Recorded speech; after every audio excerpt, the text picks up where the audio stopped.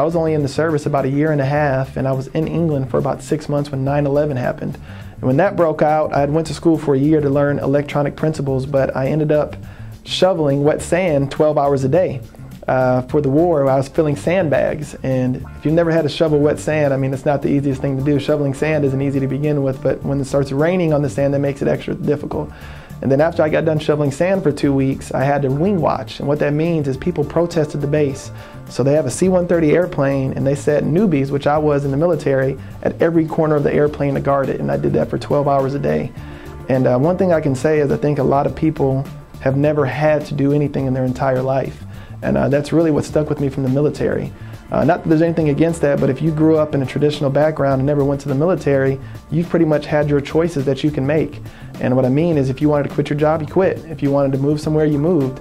But in the military, they made you do things. So I learned that in life, there were certain things I didn't want to do that I had to do.